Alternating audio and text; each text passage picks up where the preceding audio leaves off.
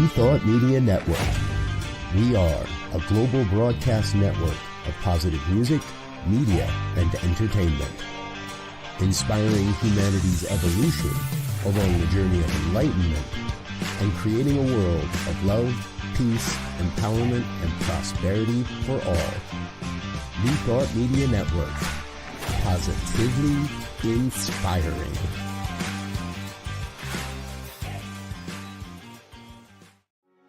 New Thought Media Network is excited to present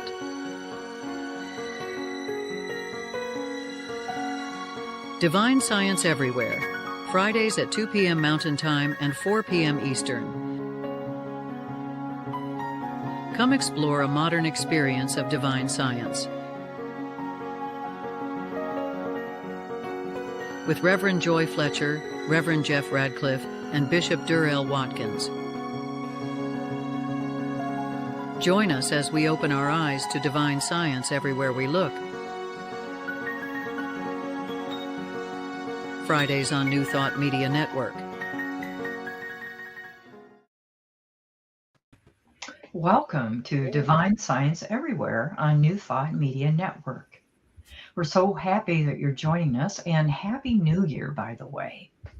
I'm Reverend Joy Fletcher, and I am the president of Divine Science Ministers Association and a member of Divine Science Federation International. And I also express my ministry in many, many other ways: grief support, end-of-life training, spiritual topics, and so forth. Hi, I'm Reverend Jeff, and I'm here along with these two folks to co-host Divine Science Everywhere, but I will also be co-hosting again the Friday Fireside Chat with Reverend Michael Mangus later this evening, right here on your New Thought Media Network. So look for me there. I'm also part of Divine Science Federation International Board, as well as on the board of Divine Science Ministers Association. So Divine Science keeps me pretty busy. You will also find me showing Divine Science on my Facebook page, Giati Ministries, Giati Ministries. So look for us there as well. And Giati, of course, is God is all there is. Of course. Right. And I'm Durrell Watkins. I'm the current president of the Divine Science Federation. I say current. I've been holding it for almost 6 years, but I'm about to term out next summer. So, but still, for the moment, I'm the president of Divine Science Federation. I am an ecumenical bishop. I am a public theologian, and I am, for almost 20 years now, the senior minister of the Sunshine Cathedral in Fort Lauderdale. That's sunshinecathedral.org. And of course, I've got a lot of irons in the fire, but none more important to me than this hour every Friday. So welcome, and I'm glad that you're joining us today. And now what you've joined is not only, we're going to have a little discussion later, we're going to learn some things, we're going to have some information about the network. But first, before we do any of that, as always, we're going to have a moment of centering, which is always led, of course, by Reverend Joy. Thank you. Thank you. And I also want to state how much I appreciate the two of you and Robert, who is our producer. It's just a wonderful, wonderful experience, and it means a great deal to me. Thank you. Thank you. So let us begin with one of my favorite readings by a Unity minister who is in spirit, and it's Fortunate You. Wonderful, wonderful, fortunate you. This is the year your dreams come true. This is the year that your ships come in. This is the year you find Christ within. This is the year you are glad to live. This is the year you have much to give. This is the year when you know the truth. This is the year when you find new youth. This is the year that brings happiness. This is the year you will live to bless. Wonderful, wonderful, fortunate you. This is the year your dreams come true. So, in that great affirmative energy, let us rest in that peace and take a gentle breath and let those words, those thoughts, those affirmations resonate within you, within the part of you that knows this is the truth. This is the year. This is the month. This is the day. This is the moment that you are aware of this divine presence that is within you, expressing as you, through you, and also for you and me. It is the moment of a deeper connection, a deeper awareness of who and what you are.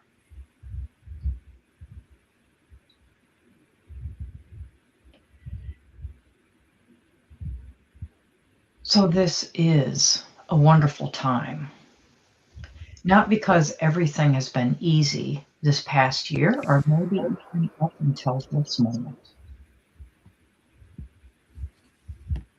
And you are so fortunate, not because everything appears to have been resolved, but because you are here, stepping into a new awareness, breathing present in this very moment.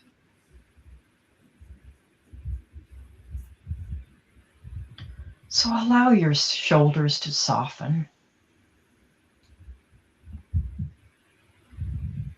Slow your breath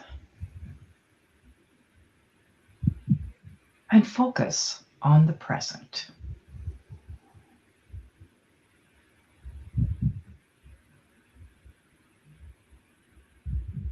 It is a time to honor what has shaped you and brought you to this moment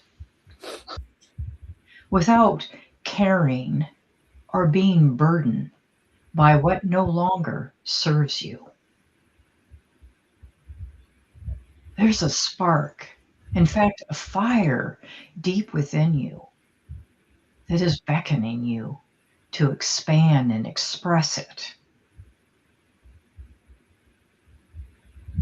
And divine science, remembering this, to acknowledge this spark, this flame, this fire within us, is our sacred work.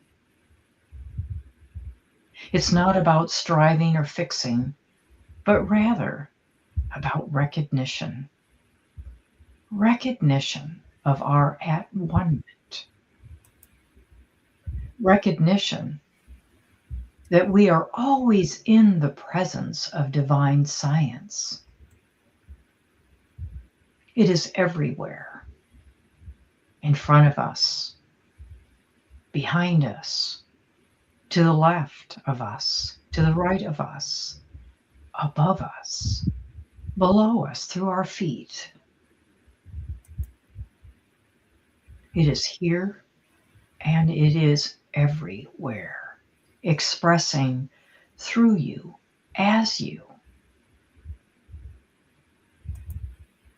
We have this opportunity to release any sense of uncertainty and unwellness, a sense that we are disconnected from our source, which is but an illusion.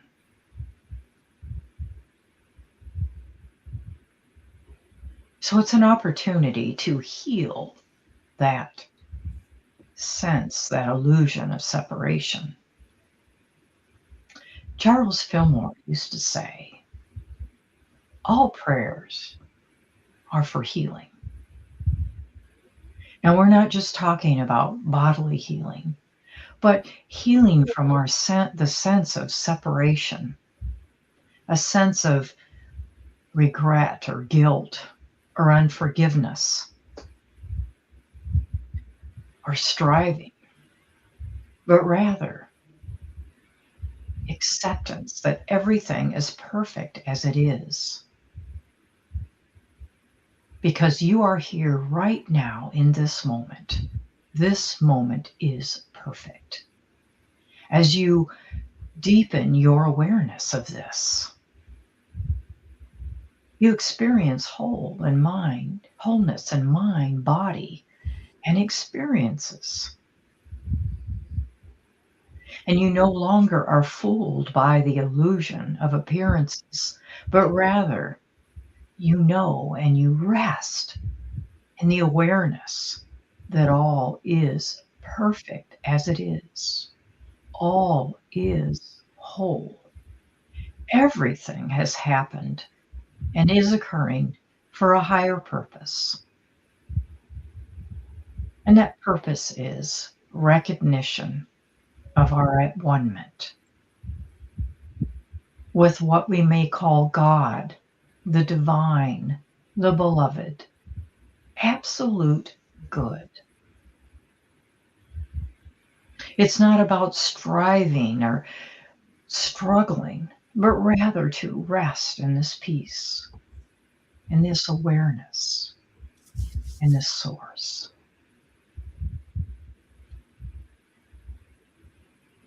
Divine science reminds us that awareness comes first, and then realization. Melinda Kramer wrote, "We only have to perceive the relationship that is."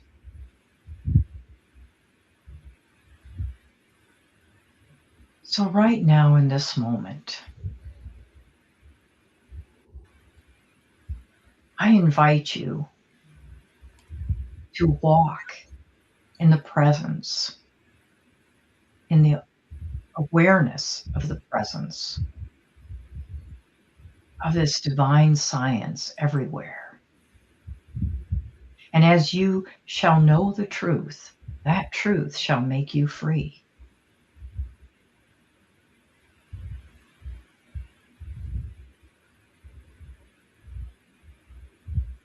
So in closing,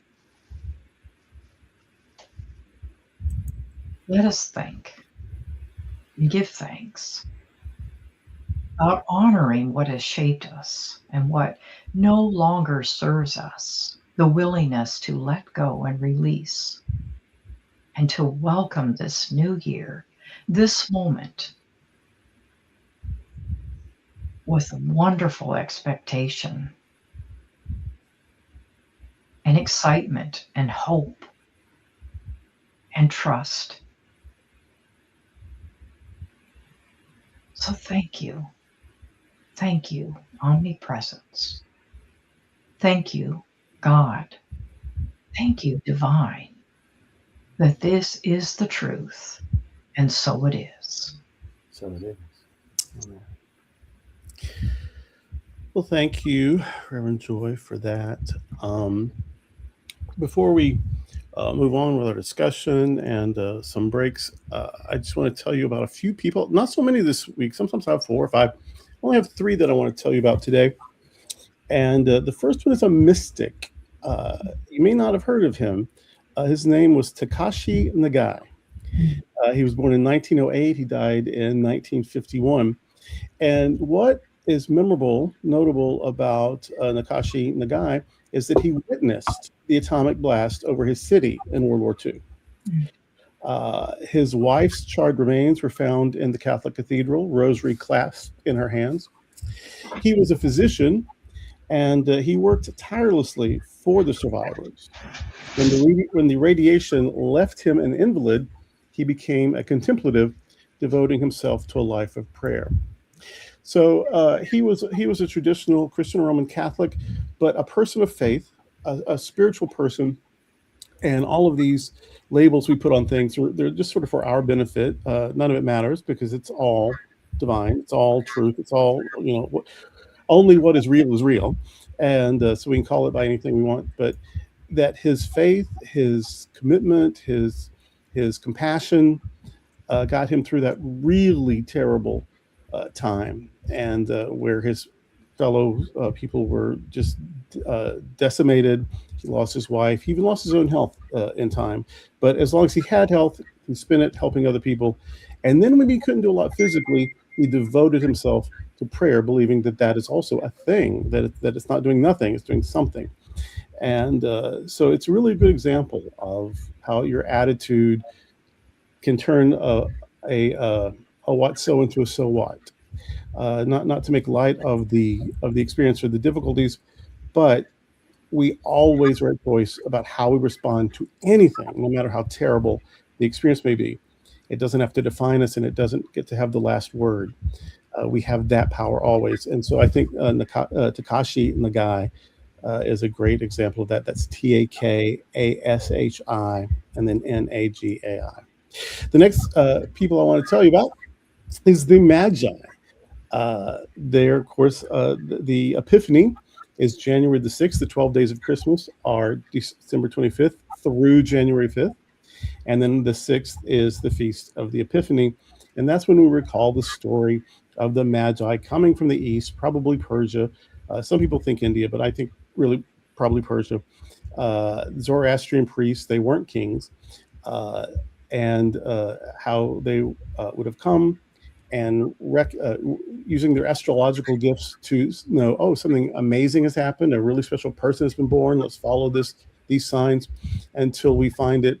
And then there's this whole story in the book of Matthew about that.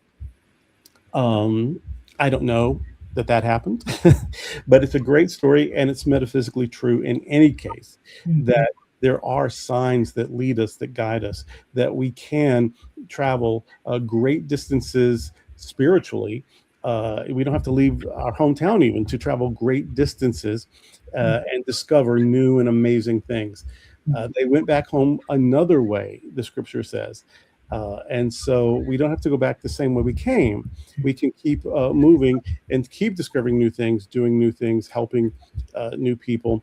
And of course, they gave the Holy Family these gifts of gold, frankincense, and myrrh. That's always a strange combination if you take it literally, because gold is worth a lot, and then myrrh is just an herb. People gargle with it, and for sore throats. And the incense, you can buy that at the 7-Eleven. So, but it's not about what they were physically worth. Gold represents not only beauty, but also abundance. And incense represents prayer. And the medicinal herb myrrh represents healing. And so these gifts are what we do discover, what we do get when we journey, when we follow our guidance, when we're open to new good, when we're willing to take a new path as it opens up in front of us.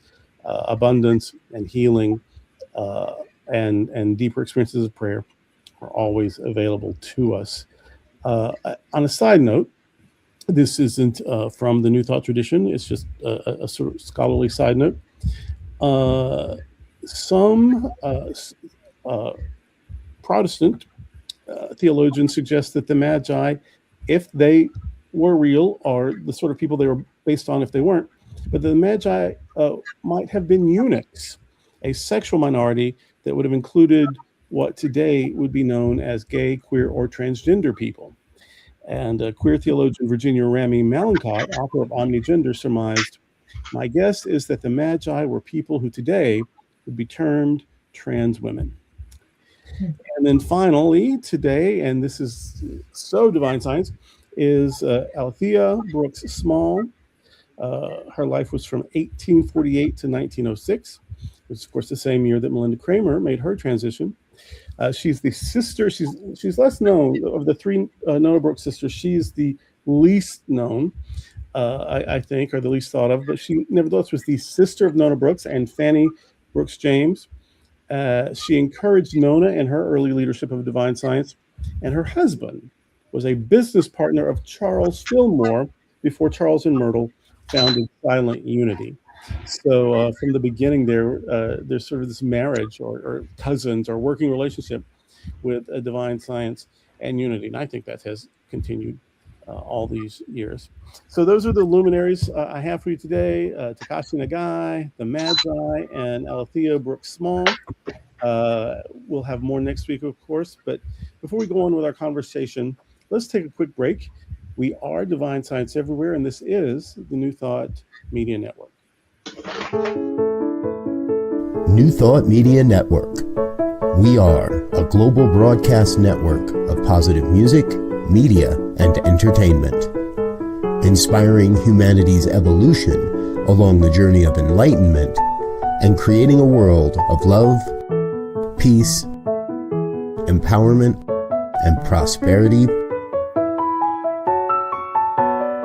for all. New Thought Media Network. Positively inspiring.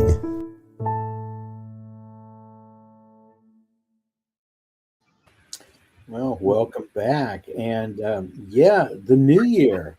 Just we're only 2 days into it. It's already 2026, and we're seeing some interesting things. And I'm looking forward to seeing how the new year unfolds. We've got a lot to talk about because this is such a symbolic time of year for people. First of all, January. The word January comes from the Roman god Janus, who was the god of beginnings and endings, of gateways and passages and doorways, depicted as having two faces, one looking back to see the past and one looking forward to see the future.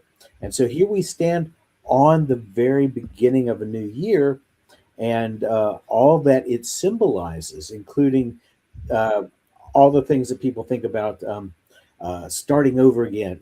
There's Janus energy coming through. And a lot of people want to do that with resolutions.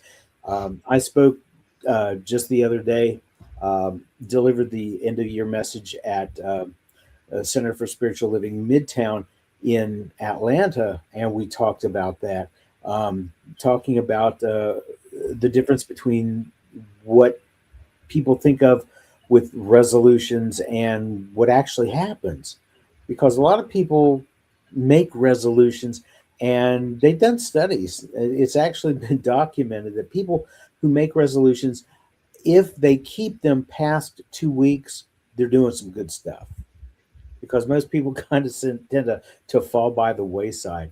And I think maybe part of that is because people who make resolutions tend to see these things as improvements in their lives that they don't already have, or they want something that they don't have. When, as New Thought people, we realize that it's all there available to us right here and now. We just have to set our mind to receiving it and open up to it, because the omnipresence will bring it to us when we focus on that which we desire.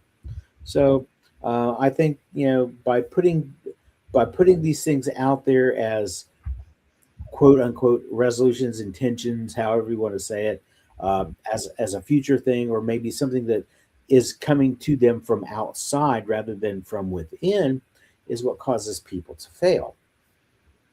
What do you guys think?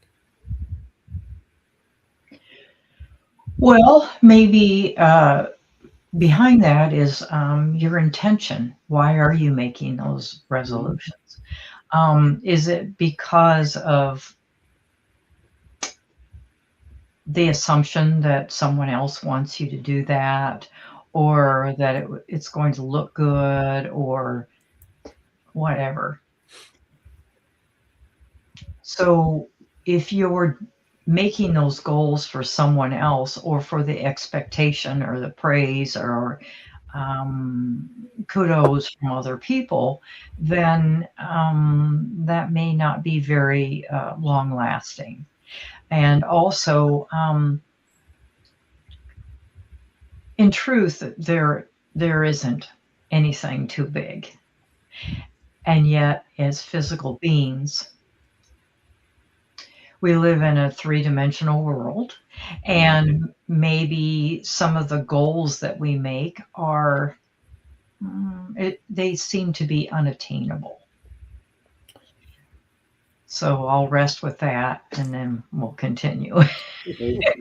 Baby steps, right? Yes. Yeah, sometimes we bite off more than we can chew. At the time, yeah. I was thinking about resolutions earlier. I didn't make any this year. I usually do.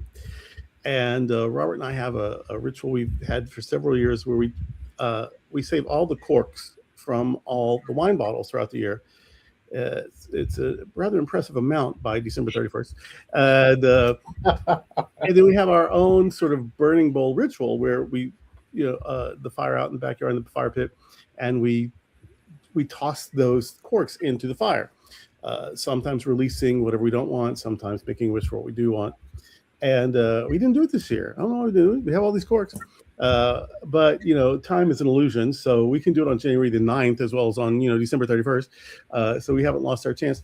But rituals are important. Rituals are which I think is why some people love Buddhist chanting, or some people love the Catholic Mass, or so some people love all of the complexities of Hinduism, because ritual really does serve a purpose. Mm-hmm. It's not magic, but it keeps you focused. It helps you live the story.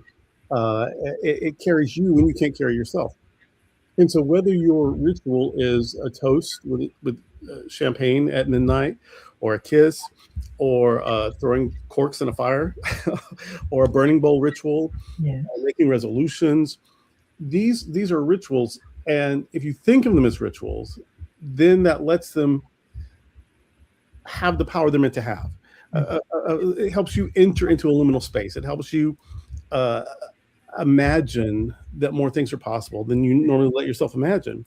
And so it sort of is a transformational, transporting, transfiguring sort of thing. So rituals are very important. Now, once you rely on the act itself, it becomes magic. Magic often disappoints. But if the ritual is to remind you of your truth, then it's always sort of life-giving and enhancing. And the thing about resolutions, not only is it a ritual, but it is about words. Mm-hmm. And Lawrence Bevel Shin said words have vibration. Mm-hmm. What you say, either with a lot of intent or what you say with a lot of frequency, is going to show up somehow in your life. Yes. And so your resolution is their words with all the power and vibration and energy of words. So if that resolution you'll repeat as an affirmation throughout the year, or if that resolution you make on December 31st is filled with a lot of energy and focus, those are basically affirmations. And we know that affirmations are useful, that they're very helpful. And the black eyed peas and the collard greens and all those things you have to eat, we do, not that we do, because we like food, but but again, it's a ritual, right? So I think all of these things that help us focus, that causes us to name an intention and focus on it. Well, that's the formula, isn't it? So, people say, "Oh, resolutions are silly." I don't know. If your intention is strong and your focus is clear, why would it be silly? Also, we know that it takes 21 days to form a habit. So yeah, if your resolution is to go to the gym every day and you make it 6 days out of 10 and then throw your hands up, well, of course that was disappointing. But if you will say what you want to do, or say what you believe you can be, or what you really are, you'll do that 21 days in a row. Some people they have that ritual of making the same affirmation for 21 days in a row. That then becomes a habit. So if you can just sort of talk yourself into doing it one day at a time for 21 times, then it becomes part of you. And then that going to the gym every day, or that watching what you eat, or that drinking less, or that going to bed earlier, or that meditating every day, or whatever it is, becomes part of you. But if you give up, on day 7, well, you didn't give enough time. So these things, I don't think these things are silly. I don't think they're superstitious necessarily. They can be, but also if it helps us be clear about our intention and our focus and our energy, I think these New Year's rituals can be very helpful. And I love that about the rituals. It's moving energy too. Right. And that's beautiful.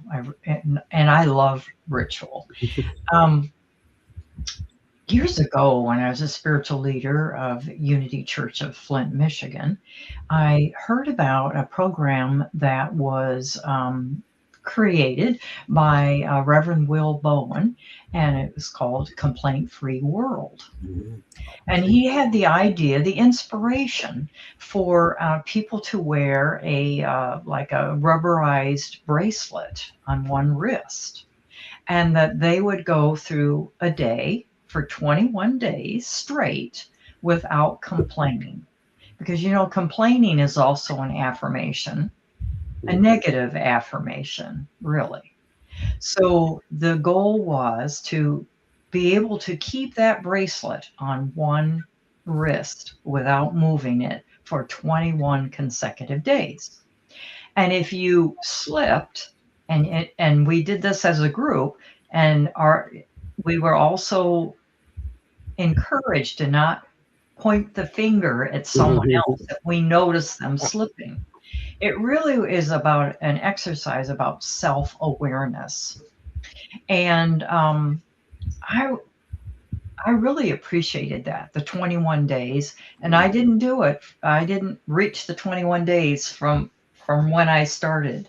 And actually, I changed the bracelet one time, and it may have seemed really innocent, but for me, it was really important. Somebody said something, and I responded like, yeah, right.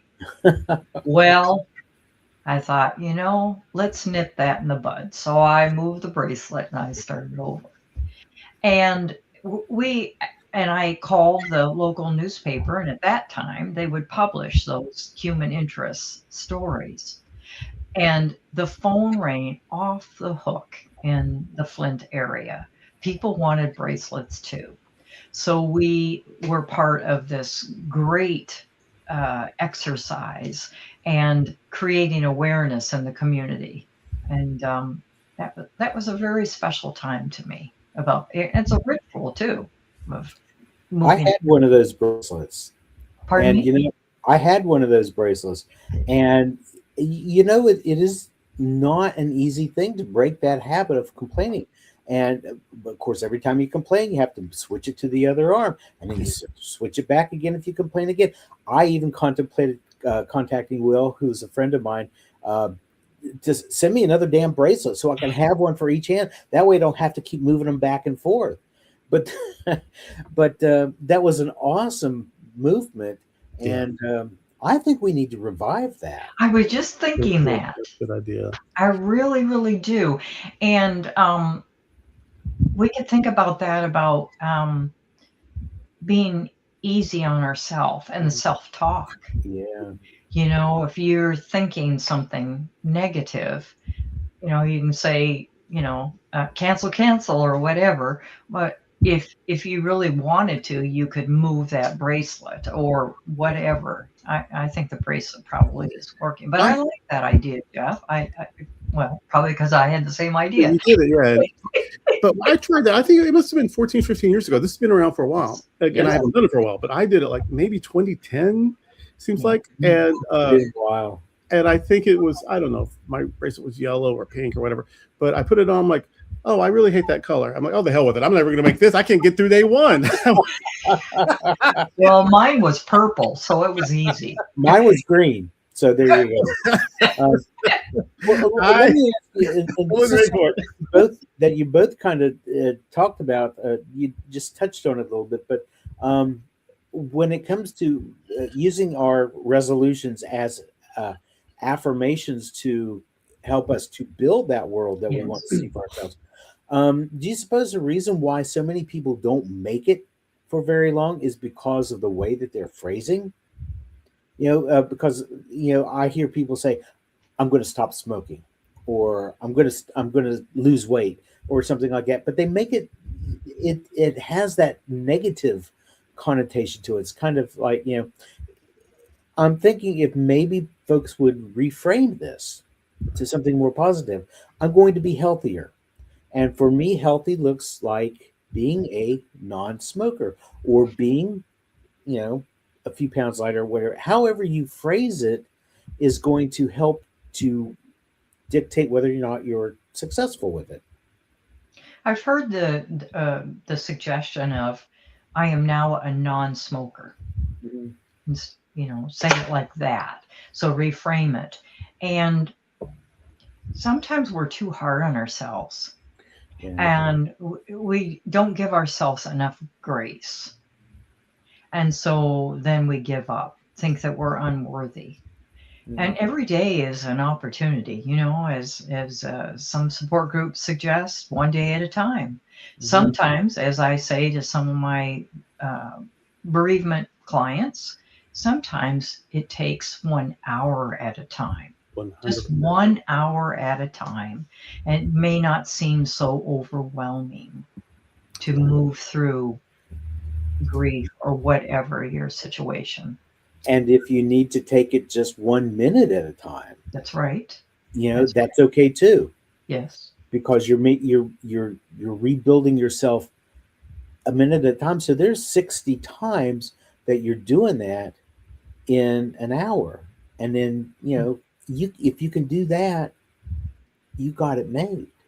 There is a line from the Unbreakable Kimmy Schmidt. Remember that show? That goes back. It's old. A few years old. But no, she was in a bunker, whatever. Yeah. And how she survived all that. And she said, and how she helped other people survive it. She said, you can survive anything for 10 seconds. Yeah. And so whatever they were doing, she just count to 10. And then you look back and say, oh, I did that for 10 seconds, and then do it again, 10 seconds. So that you can survive anything for 10 seconds. And then while you're counting the seconds, you're not focused on, the difficulty. You're just focusing on the counting. And then you're celebrating that you survived those 10 seconds. And it's not, it's a comedy. And that's really not bad advice. You can survive anything for 10 seconds. And really, this second is all there is. Mm-hmm. And so, it's all about perspective. Of course, the miracle says when you change your perspective from fear to love, that's the miracle. So when you change your mind, when you change your attitude, when you change how you look at things, you've already changed how you experience it. Yeah. That's right. And time is an illusion, really. It's man-made. Mm-hmm. We only have the present. Yeah. And like Catherine Ponder said, the present moment is where our point of power is. Mm-hmm. We can't do anything about the past. It's already, it's gone. We can't do anything about the future because I haven't gotten here. Yeah, all we got is right now. Yeah. So if we focus on the right now, that is our point of power, and we can do it. We can do it. We can manifest. We can demonstrate what it is that we desire right here, because this is all that there is. Mm-hmm. An old mentor of mine, and by old I mean a long time ago, she lives on a different plane now, exists on a different plane, but she used to say, she jumped right from Catholic to religious science. So she still had some of those old, things, but she would just metaphysicize them. And so she would say, if you're living in or focusing on either, if you're always regretting the past and worried about the future, you've crucified yourself in the only time that really is, which is now. And so, yes, yeah. So, she would do her hands. I'm trying to, if I do them live, you don't see them. But, if I'm regretting the past and worried about the future, I have crucified myself, gotten stuck, basically. And the only time that really is right now. That stuff that did happen isn't happening now. And the things I'm worried about haven't happened yet and may not happen at all. Meanwhile, I'm just completely wasting this moment that I do have. I remember one of my mentors that's on the other side as well. She had this 2 pieces of, I guess, like cardboard, and they were hooked with like a little clasp. And she'd show you the one, up and down. And then she'd demonstrate that when you forget your alignment with source, and then she'd move that second thing like this, and she says you're at cross purposes of who and what you are. And just to see that demonstration, it kind of goes along with, I think, what you said, Durrell. And also I'm reminded right now, and we talk about what we focus on, positively, and Emmett Fox, who was a divine science minister, used to say golden key something. Mm-hmm. We can do that about our goals, where we are in the present moment, how we're feeling. Stop thinking about the appearance, or as he said, the problem, but it's really an appearance and an opportunity to know the truth. He said, focus on God. And we would say also the divine or beloved or source or spirit, the real, whatever you're most comfortable with. It's all the same. And you said it in your meditation, in the beginning, that there's the acknowledgement is what leads to realization. Yes. And realization, of course, is what leads to demonstration. And so, yeah, that is the golden key. You know, that first of all, there is this good. Now look at that. Focus on that. And then that's what changes the, you know, how you experience things. And you know, we talked a little bit about the whole symbolism of starting over again, of doing things new, and it does not surprise me that we want to do this during this time of year, because we just came through the December holidays, and the solstice and the rebirth of the light. You know, the acknowledgement of the days beginning to lengthen. You know, we're coming out of darkness into a more light period, and I think that is really what drives a lot of us to do resolutions or make intentions or whatever, because we want to come out of this place that we perceive as being dark into something that's a little more light. And today, actually, I posted about this on my Facebook page earlier. Today is, I believe they call it Myeonlong, which is the Bhutan is a country bordering China and India and Tibet. It's right in that area. They have their very own calendar. They do things their own way. And today is the day that they celebrate the solstice. So we've already had our solstice celebrations and acknowledgments, but they're doing that today in Bhutan. But I think it's just appropriate that this time of year we focus on the fact that we're coming out of darkness into light, and we focus on that. It all just kind of sort of ties together. And to me, this symbology of beginning again with a new year, new slate, and all that speaks to, we have opportunities to begin again in our state of mind and in our consciousness, and we don't have to wait for a special date. Exactly. It's right here, right now. And so, you know, take a breath, you know, those 10-second breaths, you know, right there. Right. And in the Christian tradition, this was already our second New Year's, because the Christian year begins with Advent. Right. And Advent usually starts at the end of November, early December. And so the new Christian year, it's already behind us. So that's the time to start over. Well, if you miss that, well, then there's the calendar new year. And but if you miss that, you know, there's Epiphany, where it's time for a new discovery. And then if you miss that, well, you know, there's Lent, which is this searching that, you know, leads to the promised land. And if you miss that, you know, there's Easter, which, okay, it seemed like it had all gone to hell, but look, here we go again. It's all new and fresh and wonderful. So and if you miss that, then there's Pentecost, where, you know, the whole Christian movement is fired up. It gets their second wind and it gets fired up. That's the symbolism I see of the tongues of flames and the Spirit blowing. And so, yeah, that's what the rituals and the cycles do. That's what the liturgies do. It helps you live it. So if you didn't get it on December 31st, January 1st, you didn't miss anything, because every day, like right now, is all there ever is. And so, you know, do it for Diwali, you know, or you know, do it for the birth of the Buddha. I've got Buddhist friends in Texas that call that Buddhamas. You know, but there's always a new, you know, like don't get trapped in the trappings. They're for us. You know, Jesus said, we're not made for the Sabbath. The Sabbath's made for us. Don't let the things that are going to help you trap you. Oh, okay. You know, I wasn't ready for that, but here comes another opportunity. There's always another opportunity. Because there's always now. So, you know, do it now. We're in a spiritual Montessori school. Those do-overs. Oh, I like that. Yeah. And to me, as you mentioned, the Christian New Year or calendar for beginning with Advent, well, the first Sunday is hope. Yeah. Hope. So there's always that hope. We can begin again. It's not anything. Nothing is permanent. Right. Nothing. Right. Yes. And one of the Sunday after Pentecost is Trinity Sunday.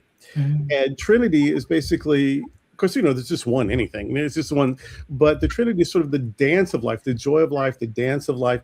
God's not the dancer, God's the dance.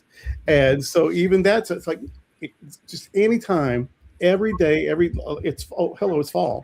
Or, hello, it's my birthday, or, whatever. There's always an opportunity to see it in a new way and try again. And we get to do it every day.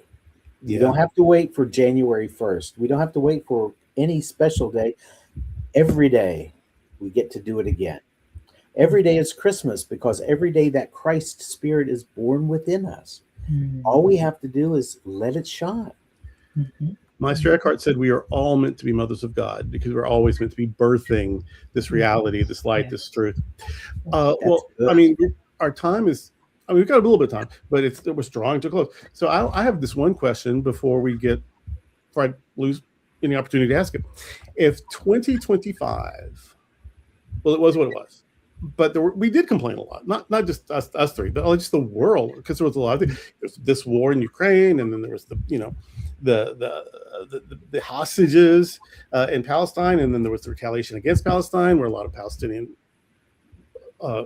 civilians, they were suffering, and then there's refugee situations all over the world, and sometimes there's laws that we think are unfair, and then the economy is sometimes uncertain, blah blah blah. All of these things, and all of that was going on in 1 year. Sometimes there's one bad thing, and real thing we focus on. But there was just a lot going on, like popcorn of concern and anxiety and sorrow. But it's New Year. What is it? What can we do, or what can we pray for, or what can we wish, or what can we envision? What do we want 2026 to look like for us? Because this is a good time to set that intention. 2025 maybe wasn't, maybe we didn't love every minute of it, but it's over. So now 2026, what do we want it to look like? Because once we know what we want, then we can participate in that happening, because we know that what God does for us, God must do through us. Ernest Holmes said that. Eric Butterworth said that. We know it for ourselves. So if we see what we want, and then we are committed to allowing ourselves to be part of the solution, whatever it is, we have to be the answers to our own prayers. So that's my question is, though, what do we want? Not what we regret about 2025, but what we want 2026 to be. Ooh. That's a really good question. Because we are all one, there's only God, and so God expresses as each one of us individually, or rather, we are expressing that divinity that is God. So anything that we would desire for ourselves, we can desire for everybody else.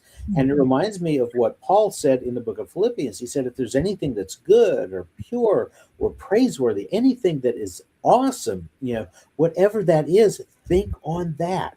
And so if you're focusing on what it is that you desire for yourself, you can just automatically extend that to the world, because we are the world.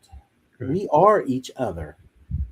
I think it was Joseph Murphy who would sometimes end his treatments, a divine scientist, would sometimes end his treatments with, and what I wish for myself, I wish for everyone. Yes. Yeah. Yes. And I was thinking that the highest good for all concerned, because I believe that we're all here to lift each other up and to recognize the places where light seems to be a little dim, and then reflect upon ourselves, like, okay, what is going on as a collective consciousness? What do we all need to do to help uplift this, to know that it's not just individuals or groups that are, poking the bear and doing things that we don't agree with, but rather what is being reflected, what is being demonstrated in front of our eyes, so that we can think about to ourselves, like, how can I be different? How can I make a difference? What, you know, how can I stay centered Right. and focus on that? Yes. Part of the hillbilly wisdom I grew up with was your talk talks and your walk talks, but your walk talks louder than your talk talks. Mm-hmm. And so, and I remember that, yeah, we can all, pray for this or wish for this, but I saw you throughout 2025 at several public events, peaceful, positive, but calling for positive change, treating people better, wanting there to be more justice, more fairness, more compassion.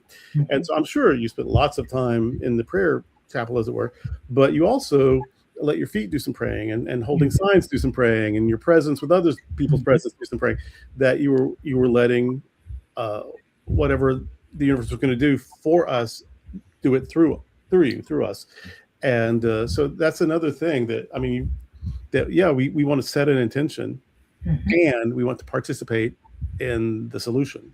Yes. It occurs to me that our brethren in the religious science movement have a good thing when they talk about a world that works for everyone. Yes. Well, I think that we have kind of lost that empathy.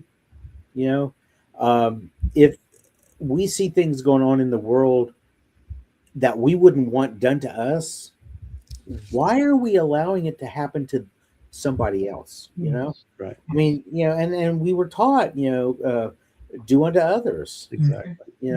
And these are just other expressions of ourselves. If we wouldn't want someone trampling on our rights, if we wouldn't want someone killing us because we disagreed with them, whatever, yeah, then why are we doing it? Why are we allowing this to happen? And so in order to make that world that works for everybody, we've got to realize that I wouldn't want that shit done, pardon my French, I wouldn't want that done to me. Sure. Why are we letting it happen to somebody else? And there's a unity blessing. I love you, I bless you, I behold the Christ in you. Yes. But if we mean that, if that's true, if the Christ light is in everybody, if there's that of the Quakers say, that of God in everyone, if God is really all there is, why are we treating God that way? Yes. So if we want to be pious, we want to be religious, we want to be faithful, how are we treating God? Not the invisible someone up in the sky that we can say anything we want to about him, because what is that? It's all pretend anyway. No, it's the God that you can see and touch and interact with. That's how you're treating God. Jesus says, if you do to these people, you're doing to me. Exactly. And so if we really think about our theology, what you're doing to God. Is that how you really want to treat God? Right. And yes, it's about being kind and empathetic and supportive. And yes, we all are accountable for what we do and don't do.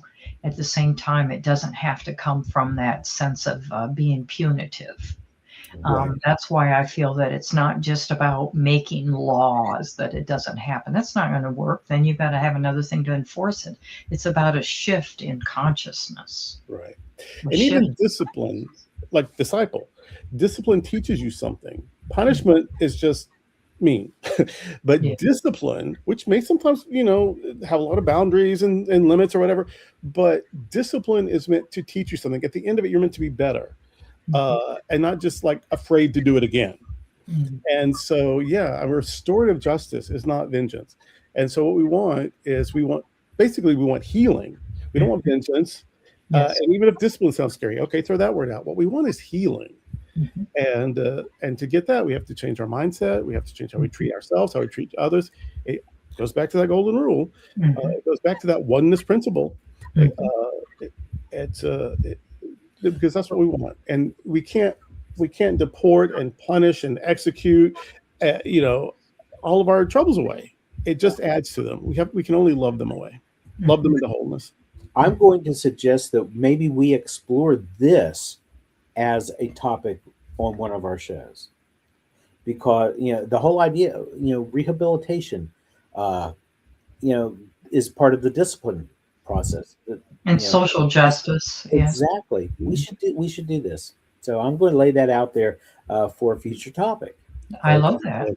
And of course, the folks that watch us, I'd love to hear what they have to say, what their ideas are, and because we're all in this together. Yes, we are. On Facebook, go to Giotti. Tell him, give me a piece of your mind. But for now, we only have so much time to give a piece of any mind. And so we're going to right now cut away for our final break. We are Divine Science Everywhere, and this is the New Thought Media Network.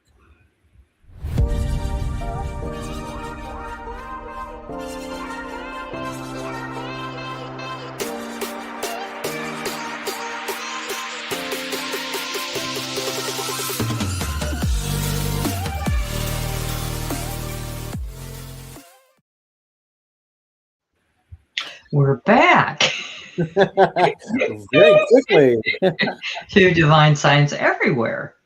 And next week, our guest is Bishop Robert Griffith. And that's my husband. That's my husband. No, you love saying that. We're going to bring him out from behind the camera and put him right smack dab in front. Yeah. And I can hardly wait. I know he has a lot to share with us. And that hour will just whiz by. He was in the original Hay Rides in the 80s with Louise Hay. Mm-hmm. He was part of that from way back when. Wow. He's got some stories. That's pretty awesome. And then the following week, our guest is Divine Science Minister, Reverend Nancy Stokes. So that will be really, really interesting. So, and then the week after that, the bishop is dumping us. He's just, both of the bishops. They're taking off and leaving. They're leaving Joy and me to our own devices. Oh my God! I'm a little nervous. Stay tuned. But our son is graduating from the University of Roehampton in London. We got to be there. So absolutely, yeah. But that gives us free reign to like go crazy. So it's gonna be fun. You're gonna have fun. That's away. We're gonna have fun. We're gonna miss you. Away. All right. Well, thank you so much for joining us today. As always, it's been so much fun, and the hour has just gone by. And again, thank you, all three of you, for joining me. And remember, everyone, that this is Divine Science Everywhere. And Divine Science is, someone want to say? In all, through all, as all. Thank you. It's us, man. All of a sudden, I had a pause. Thank you very, very much. And Divine Science Everywhere on New Thought Media Network. And come back. Keep coming back. Yeah. And like Happy New Year. Thank you. Bye-bye.